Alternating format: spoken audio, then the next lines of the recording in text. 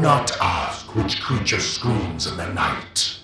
Do not question who waits for you in the shadow. It is my cry that wakes you in the night, and my body that crouches in the shadow.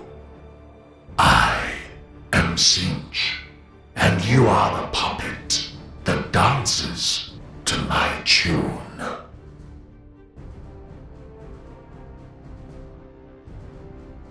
Throughout humanity's ascension as the apex species of the stars, countless schemes and plots have been thwarted to ensure its survival. The barbs of fate forever intertwined with human prosperity. Every act of innovation and ingenuity owes a debt to the malevolent shadow of intellect. For today, we shall elucidate the architect of change and foreboding destiny, a primordial entity which beguiles mortal minds through hollow promises and frail hope. The Lord of conspiracies, treachery and deceit, Tzeentch.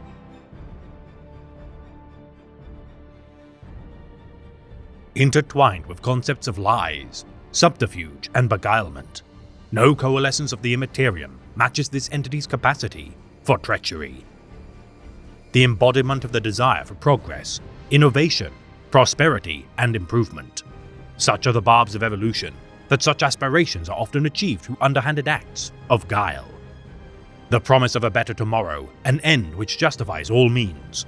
Though Tzeentch does not intervene in mortal affairs as overtly as its contemporaries, it nonetheless influences humans, xenos, and demons alike to further its own machinations. Subtlety, the ultimate weapon of this nefarious being, whether achieving its goals through honeyed words, impenetrable schemes, or seemingly altruistic endeavors. Many are the actions of despots made with the best intentions. No matter the standing of a pawn of the changer of ways, they are merely a cog within the apparatus of its intent. Every scheme, lie, plot and deception, fueling the proverbial machine in a never-ending cycle. The form of the great conspirator, never remaining static. Magics enshroud what can be gleaned of Tzeentch's visage, as liquid smoke billows from its head to form interwoven patterns of arcana. Always perceived as thin, lanky, and spindly in shape, those who peer into the darkest depths of the Immaterium proclaim its face to crawl with contortions, dripping terrible secrets which erode the sanity of those who behold it. Members of the Ordo Malleus, reasoning that such manifestations are intentionally crafted in order to beguile those who attempt to understand the nature of the Lord of Change. One constant to the demon's nature is its proclivity to adopt hybridized animals such as avians and aquatic lifeforms. Its subjects inhabiting the depths below and skies above the planes to which mortals stride, the great mutator of reality delights in creating abominations capable of impossible feats. The changer of ways, too abstract for logical minds to comprehend. Tzeentch is alike to a metaphor of a concept, viewed through the reflection of a body of water, always in flux and never truly grounded in reality. Any attempts to truly understand the nature of this being, fated to be riddled with inaccuracies, supposition, manipulated facts, and lack of understanding. All that bears knowing is that to fixate on such matters inevitably leads to madness. Reports of heretics proclaiming the imperial double-headed eagle to be an interpretation of Tzeentch, a perfect example of the great conspirator's deceptions. Many a mind lacking faith in the Emperor has seen patterns in reasoning where nothing but convenient happenstance exists to be exploited. Supplication to the Lord of Change, a naive invitation to be influenced as a willing pawn of chaos. Whether pursuing ambition, knowledge, or understanding nothing but flawed interpretations and webs of lies, shall be inherited by such hubristic souls. Regarded by its more tribal followers as Chen, Shunch, or Cha, its enticements made through millions of dialects, both extinct and living, beseech all manner of races and ideologies. Every teaching transmogrifying into new cults and acts of worship, to detail every manner to which the father of lies and deception draws succor is impossible, for even once transcribed, they shall have been supplanted by creeds anew. No one truth, motive, or intent applicable to the great schema. What can be identified as a constant for this enigmatic entity is its endless craving for sorcery. Reveling in the breaking of constraints, As its subjects bend and fracture, the laws both physical and moral in nature. Every magister, politician, and dreamer paves the path of Tzeentch's anarchic plots. Having no ultimate goal to achieve, beyond endlessly sustaining the great game to last eternal, every scheme which bears fruit is but fertile ground for the seeds of new plots to be sown. Its very nature antithetical to a final conclusive victory for any of the Pantheon of Chaos, the Master of Fortune cannot bequeath new spoils once the coffers have been emptied, nor entrust secrets to an omniscient subject. The toil of among its most prized champions, Arzek Ahriman, a perfect example of the Changer of Ways' fickle nature. The renegade's endless toil which bears no fruit is by design, for should he achieve the goal to which he strives, his service to the Master of Fate shall no longer be required. The number of Tzeentch's followers inferior to those of Khorne by comparison, though the thralls of the Blood God spoil for a chance to behead the followers of the Lord of Change, their unwillingness to reveal themselves during disadvantageous engagements belies their more cunning nature. Many pawns of the great schemer, unaware that their actions give praise to his name. It is difficult for any who wish to challenge Tzeentch's power to even know where best to strike, and often must stage retaliations after they have made the first move. Assembling armies of psykers to strike from afar, as cannon fodder drawn from all manner of backgrounds surrender to their master's will. All that is required to gain favor from the Master of Fate is to pursue acts of change in themselves and their surroundings. Scholars of arcane mysteries, laborers ambitious enough to escape drudgery, and intellectuals with no qualms to delve into forbidden knowledge, all ripe spoils for the great schemer, those who are subtle in their application of force and inventive in their manipulation of others, are greatly favored. The fewest in number of all chaos cultists who give worship to the Four, so too are the rewards given by the Lord of Sorcery less immediate in their manifestation. Reshaping reality itself, driven by unlimited potential, each sorcerer of the Lord of Change seek what they deem to be enlightenment, as their understanding of Fel Arcana leads to exponential escalation of their power. The instances of psychic mutation within the ranks of the Imperium alone burgeoning with each passing year. This fact has empowered Tzeentch greatly with each passing millennium, forcing officials of the Inquisition, Adeptus Astronomica, Scholas Icana, and Adeptus Astrotelepathica to remain vigilant for signs of heresy. The number 9, significant as the marker of the Changer of Ways, all summoning symbols seeking to draw Tzeentch's subjects into the material realm, must contain 9 sequential rings in their construction. 9 are the verses sung to praise the Father of Lies, as 9 champions within the 9 fractal fortresses of the Lair of Tzeentch command the 999 legions of the Changer of Ways. Opposed most fervently by the followers of the Grandfather, Nurgle, such champions of stagnation and decay embody all that Tzeentch disdains. As Nurgle's worshippers revel in despair and nihilism, the armies of the Changer of Ways clutch onto ideals of hope and prosperity. Their bitter struggles fought against one another, often eclipsing those waged against the Imperium itself. Yet as the most conniving of the Pantheon, the great conspirator is always the architect of collaboration between the Pantheon. Yet it is a mistake to believe even a fragment of Tzeentch to be altruistic in nature, for every bargain wagered is always to the benefit of the Lord of Change.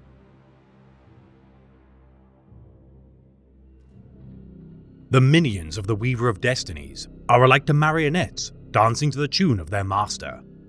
The scintillating legions of Tzeentch, though dazzling in their bright colors and peculiar adornments, myriad in their configurations. Constrained by the fundamental laws of material space, regardless of their eccentricities, while not within the domains of the Sea of Souls, the thralls of Tzeentch are immune to all forms of disease, toxins, and most forms of conventional damage. Vulnerable to psychic attacks, divine artifacts of the Emperor, and the blessed armaments of force weapons, the kaleidoscopic energies which enshroud such entities sow confusion within the minds of their enemies as they struggle to identify or distinguish between their numerous legions. Preferring sorceries as their primary means of attack, regardless, each of the scintillating legions deploys hordes of lesser demons to rip through enemy lines or provide much-needed cannon fodder for their ranged attackers. The most diminutive of such lesser demons is that of the Horrors, also known as Whirling Destroyers, Coruscating Spellbinders, or Squealers, masses of portly-limbed rabble who spew warp flame from their orifices as they charge like a herd to the front lines. Each horror's visage, a parody of what could be described as a face. Their teeth-laden grimaces often protrude from their chests, as their slender taloned limbs seek to stuff their mouths with whatever flesh they can tear from opponents' bodies. The color of their skin commensurate with varying abilities. Those designated as pink horrors manipulate unnatural flames to hurl us close-range volleys, in deference to brawling due to their clumsy forms. Gleefully bounding into battle as they tell jokes amongst themselves, the strange dances and jovial songs of these minions quickly descend into high-pitched screaming when battle is joined. Withstanding injuries in excess to what mortal bodies can endure, wounds inflicted upon pink horrors, too devastating to regenerate from, cause their bodies to erupt into two smaller, blue horrors. Armies of such underlings burgeoning with each felled pink horror.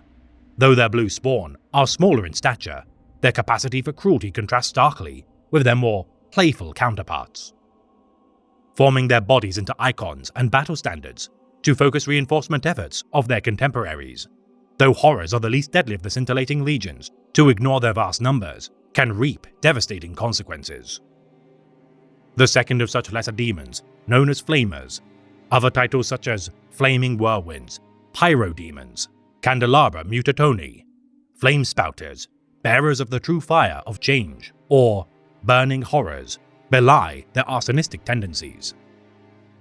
Manifesting fire from their mouths, ready to spew on vulnerable enemies, these legless and even headless canonical beings bear lanky arms on either side of their bodies, which end not with hands, but more like orifices. Each mouth at the wrist replete with razor-sharp teeth and lengthy, serpentine tongues. Sulphurous gases, smokes and pungent odors belch from their arms, which cause the senses of mortal men to reel. Almost comical in their motions were it not for the violence they commit. Flamers writhe and bounce their way to the front lines, gaining momentum enough to seemingly defy gravity as they reach closer to their destinations, perhaps by virtue of gases which are expelled from their trunk-like bodies. Searing their enemies in waves of warp fire, which melt all but the sturdiest of protection. Some survivors of battle with such beings claim to see the forms of their allies immortalized in shifting flames, dubbed as the Dance Macabre. The most exalted flamers releasing the raw energies of the warp from their very pores and wrinkles of flesh. These maverick demons can cast their flames farther than their peers, and command both subordinate flamers and horrors into battle, often atop burning chariots of Tzeentch. Screamers provide the aerial contingent of the scintillating legions, also known by the common soldiery as Sky Sharks, Swoopers, Shrieking Sky Rays, or Soaring Predators. Resembling manta rays or skates of Holy Terror's ancient past, though none can ascertain the means to which they maintain flight. Such lesser demons are as capable of flying in atmosphere, as well as the void of space, leaving trails of multicolored sparks as they emit piercing high-frequency shrieks, which belies their namesake. Those not rendered deaf by such wails incur psychological scars which never truly heal. Predatory creatures in nature, their intelligence seems to be little more than instinct-driven. Their inclination to hunt in packs that stun before killing their prey, typical of animal behavior. Incapacitating their prey with short-ranged electrical discharges from their horns and tails. When residing within the Immaterium, Screamers are said to feast on chaos furies which roam its tides for sustenance. Attracted by emotions such as fear, those who brave the warp within starships often sight such creatures safe within the aura of their Voidcraft scalar field. Captains reporting such creatures to flock around their vessels in the hundreds, if not thousands. Screamers of large size and capability transformed into discs of Tzeentch through a mixture of sorcery and metallurgy. Chaos champions pledged to the Changer of Ways ride such steeds into battle bound by esoteric chains of gold and silver. The Great Shaper choosing whether or not to cover the eyes of these still living abominations.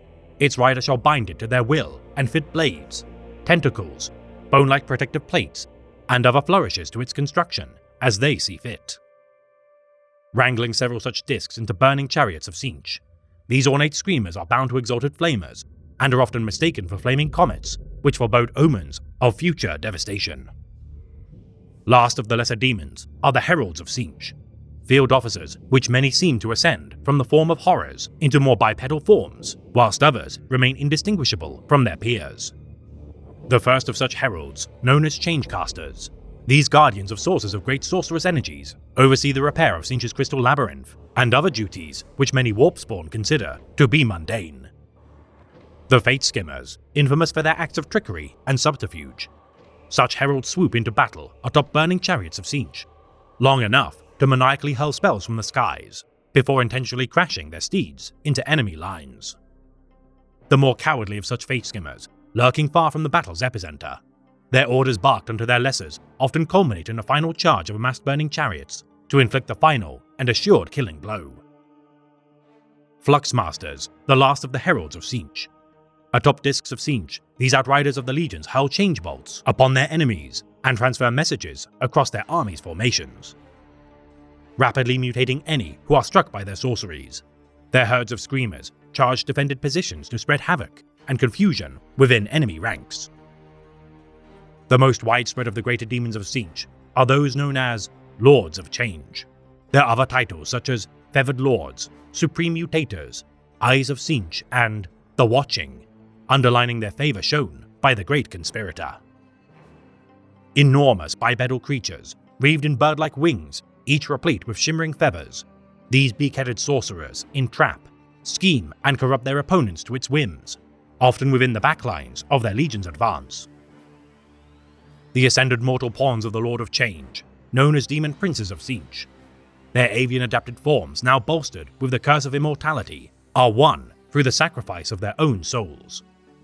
Enshrined within a proverbial vortex of darkness, as empiric energies swell their bodies to gangly new proportions, much of their war gear is absorbed into the sinews of their bodies as their rune-etched flesh pulsates with unnatural light. A carnival of shimmering slaughter and hellfire which shifts and twists into new strategies, formations and advances. Each Lord of Change who commands Tzeentch's armies must choose a legion befitting their tactics. The Conflagration Legion, favoring formations of flamers to engulf their enemies within waves of warflame. Others such as the Anarchist Legion prefer rapid ambush assaults on unsuspecting enemy positions.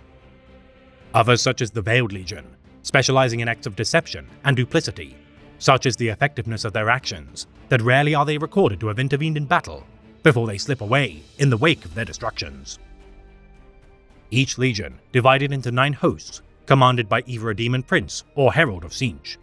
Each officer of the scintillating legions plots to exceed their rivals' favor, both within and without their own ranks. Committing acts of sabotage as a minor aside within the great game of the Pantheon, the Great Conspirator delights at the acts of scheming conducted by its thralls, and encourages such trickery to continue.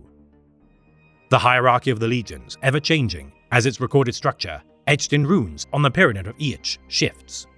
Only the 9 most gloried legions are permitted control of one of the Fractal Fortress towers within the Crystal Labyrinth.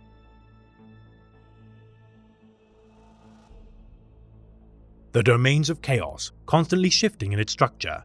More so than any other fiefdom of the Pantheon, the realm of the Sorcerer is a maddening maze, unfit for mortal minds to comprehend. Similar to its own visage's tendencies to be in a constant state of flux, the domains of Tzeentch constantly shift to reflect the mood, demands, or plots of the Master of Lies. Accounts of survivors who have braved the realm of chaos, citing that only its most powerful subjects, the Lords of Change, are capable of navigating its lands effectively. The strongest of minds, no matter their station, are simply unable to interpret how to traverse the infinite numbers of pathways hewn from crystalline structures. Relying on oxymoronic metaphors as a means to traverse the realms of Tzeentch, rather than maps, signposts, or typical means of bearing. While all fiefdoms of the Great Ocean are a maddening weave of unreason, the heart of the domains of the Lord of Change are the most potent examples of such phenomena. The horizon, jutting with an impenetrable crystalline labyrinth, polished to a mirror sheen of gleaming opal. No patrols are required to man this bastion, as only madmen are capable of navigating the ever-changing constraints of this sparkling maze. The walls of this quagmire giving life to the entrapped soul's greatest fears, doubts, nightmares and past traumas, manifestations of their greatest loves, triumphs and hopes, lead them into ever-treacherous assaults on their sanity. One account of a survivor of such a trial, relaying mirages of her own children, to be leading her deeper into the depths of the labyrinth. Others claim to see retellings of their homeworld's destruction at the hands of demons or sorcerous demagogues. All mortals ending their own lives, having survived the encounter within the labyrinth, or been executed to end their suffering. The Labyrinth of Tzeentch sustains the lives of those who continue to roam its endless hallways forevermore, past the point of insanity and starvation. Forever tormented for their choice to not turn back when escape was possible. It is said that solar minutes extend into days, then weeks, then entire centuries, as those who enter in groups at the same instance find upon one another outside its constraints, diverging centuries in age. One such account of a band of Blood Angel exiles returning from their blood quest within Tzeentch's domains to have exceeded the age of their own chapter master, Commander Dante.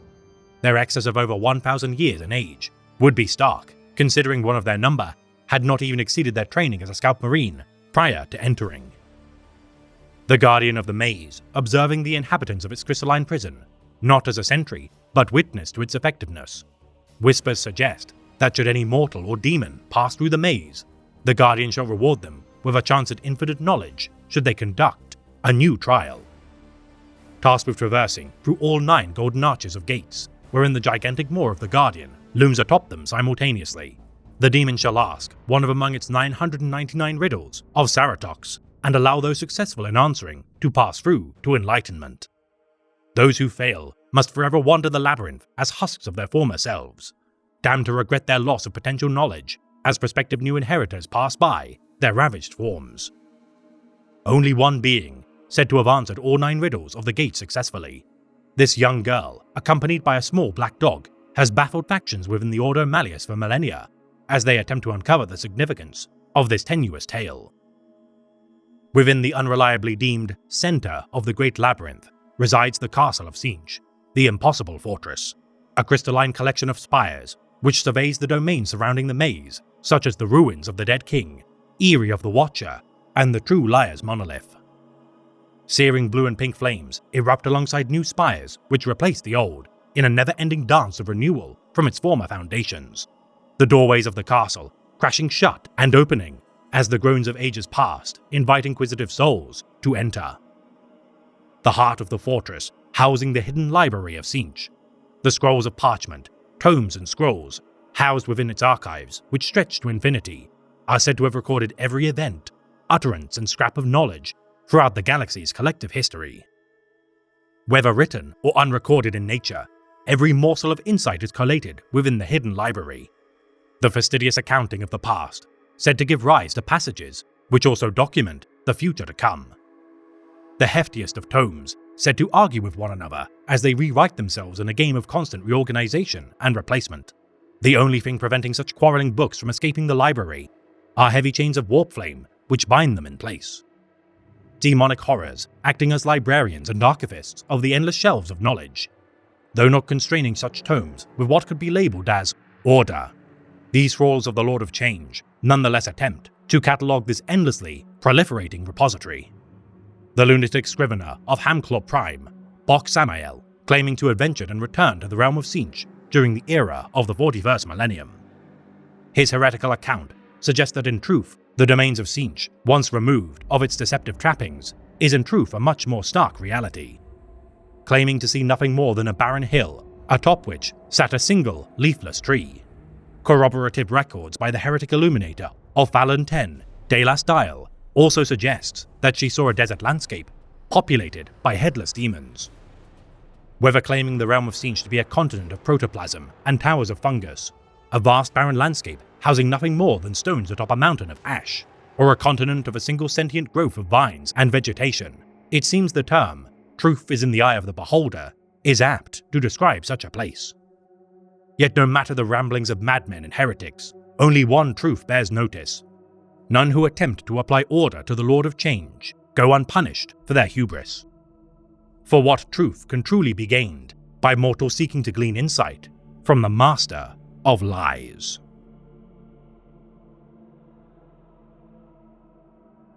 If chaos is change itself, then Tzeentch, more than any other dark power, embodies chaos in its purest, most primal form.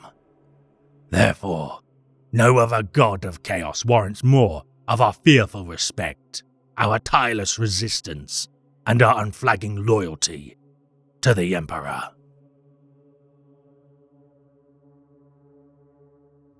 This has been a tale of the Great Imperium of Man, read by the Remembrancer. Change is necessary for all life to flourish, for the path of stagnation and decay, for obvious reasons, cannot pave the way for prosperity and enlightenment. Yet while knowledge is power, it also incurs the risk of danger, for many are its misuses by those who deem themselves the arbiters of change, above those perceived inferior in intellect. The smarter one becomes, the more susceptible they are to elitism and conspiracy, for it is often those enshrined within genius who fail to incorporate astute judgment. So while you gain knowledge, be sure to bolster it with perspective, for change is not governed by intellect alone, and must be countered with experience, compromise, and compassion. For a heartless savant is no better than a well-meaning fool, and in this era of innumerable transformations, you must be cautious not to eschew empathy in favor of conceit.